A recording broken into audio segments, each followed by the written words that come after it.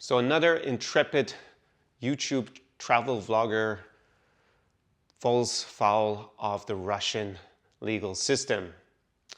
So I was watching a video yesterday from an American YouTuber called Tommy. He has a channel called Sabbatical. I'll link the video down below in the description.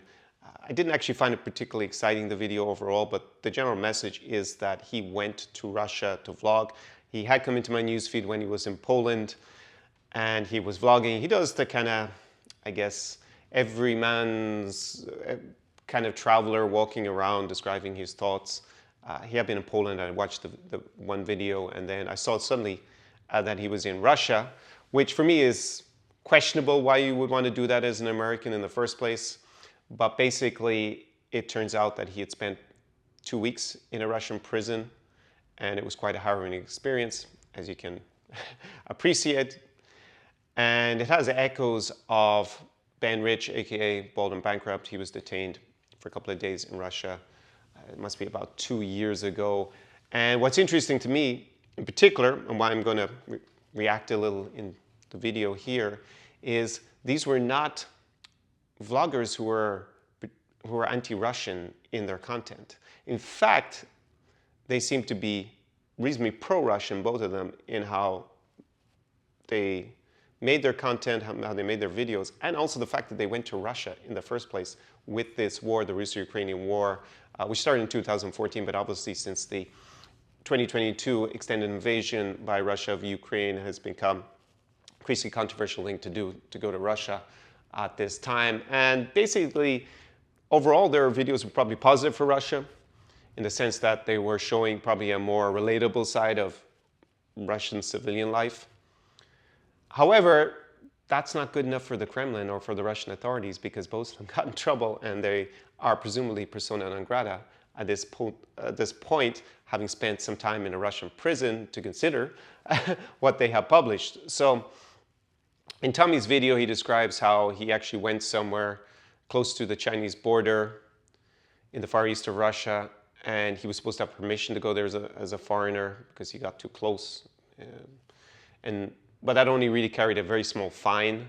But after that, they started a search for other reasons to detain him. They accused him of having resisted arrest and also having violated Russia's law with discrediting the Russian military because apparently in one of his videos, the description, he had used the word invasion. He was kind of vague about it. He just said after the invasion, but obviously we know which invasion, the 2022 Russian invasion of Ukraine.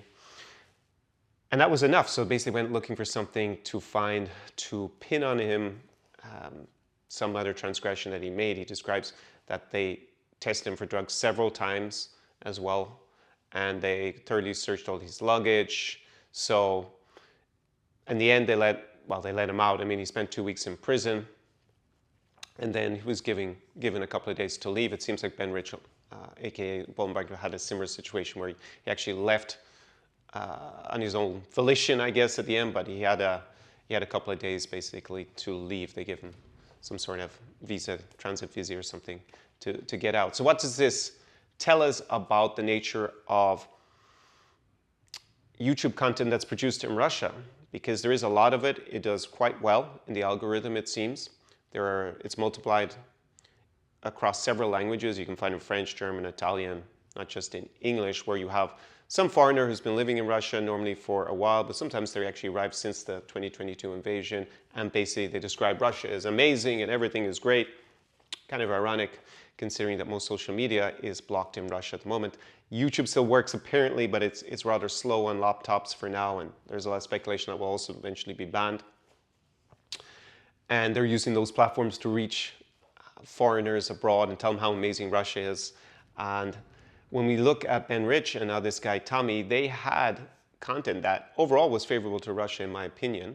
So I would say it's pretty questionable on a moral level what the hell they were doing there and making that kind of content in the first place. But that was not good enough for the Russian authorities. Unless you are doing propaganda for the Russian government in the sense that it has to be aligned with what the Russian government wants, you're in danger of being arrested as a foreigner. So unless you're explicitly doing what the Kremlin wants, what the Russian authorities wants, being on message, which is not even a hint of anything negative or critical of Russia, apparently, you risk going to prison and having a pretty bad experience, and maybe worse.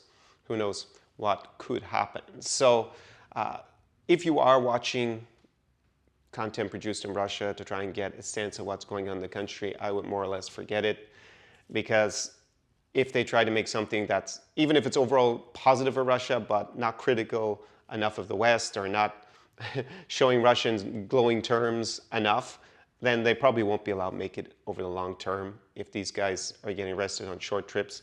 The guy told me he had a reasonably big audience, but not enormous. Boldenbrink has a big audience. I understand he's probably going to get more attention quickly. But again, both are making overall positive content, which is something of a rarity as a travel vlogger, at least, in English in Russia, but falling foul of Russian laws. So all those videos you see talking about how amazing Russia is, I mean, to be frank, if you're that naive and you're going to just believe any country is some sort of utopia, then you're probably being pretty foolish in the first place. But if you're someone who's more critical and thinking, okay, what can we tell from these videos about what maybe is going on behind the scenes in Russia, you're probably just not going to be able to extrapolate that from any of the videos been made by those YouTubers who are foreigners who are based there. My own experience, I don't have much, I never had much contact with any of these people, but the little contact I've had, or people who are in the same kind of chat groups, because they all have chat groups where they discuss how they make content, is that 95% of those foreigners are completely committed to Russia's war against Ukraine. They don't care about Ukrainians or other Europeans. They're perfectly fine with going along with the mass murder of them and Russian imperialism. They really believe in the cause, whether they're getting paid for it or they just see an opportunity to make money with that kind of content, or they're just ideologically aligned. They just believe in Russian fascism and imperialism. And that's the main driving force. It's not really that relevant. I would say personally, just as a guesstimate, probably 95% of those YouTubers in Belarus or Russia who are producing content are completely aligned with the Kremlin's message. Hence why they're probably not going to get in trouble, at least in the short run, with making content. I only say 95% because there are some who have left and then revealed that they were against the Russian government. That's why they had to leave. There was one guy sanctioned, Ivan was his name, or is his name, on YouTube, and he actually spent some time in Ireland. He has a little bit of an Irish brogue when he speaks in English. And yeah, he was in that group with those content creators, and then he left. So the reason is pretty clear, because he was not in line with the Kremlin's message, unlike the rest of them, or the vast majority of them. So basically, today's video is to point out the difficulty with really knowing what's going on in Russia, because it's very, very hard to trust anything that is made either by a Russian citizen or by a foreigner who's living there, because if they're not exaggerating the Russian utopia that it is and echoing that message, then they're probably not going to be able to make the content. So we're not really going to be able to tell very much. I did watch the couple of videos that this guy Tommy made. He released them afterwards. He made some before he was arrested. And yeah, there was a few probably controversial things in it. The war was discussed at certain points, and you could see that there is a certain amount of blame towards Americans, but is that really news to us when you can probably watch, there are other channels that do the street interviews. Again, can we really rely on that? They normally phrase them in the way, I'm just thinking of this channel, it's 1620, I think is the name of it, with a guy called Daniel produces it.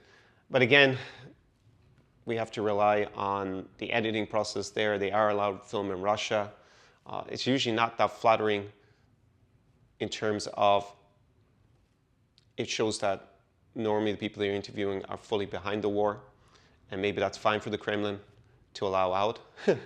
But the reasons they give, if you're watching it from outside the country, normally just seem batshit crazy, to be frank, and that they're living deluded under the influence of their domestic propaganda. And as someone who spent a lot of time in Ukraine before the invasions in 2014, 22, and obviously during them, it just reinforces that we can't be expecting much from the general Russian populace in terms of turning against this war, at least in the short term. probably in the medium to long term when Russia presumably starts to really suffer economically, probably going to happen in 2025. We have to see what happens. That then maybe they'll start to turn against it. But yeah, I just want to make this video as a reaction, a little bit different to the normal geopolitical content, but it is important when we are trying to analyze what's happening in Russia, especially going into 2025. We probably can't depend on any of the content that is actually made on the ground there to give us much of a clue, because it is obviously so controlled through the threat of arrest. And apparently if you write in your video description that there was even an invasion going on, you are taking a big risk. So I will say that's it for today's video. And I hear a siren ironically on the street. I don't know if it is actually a police car. I can see down there. So that's a fitting way to end the video. Do побачення.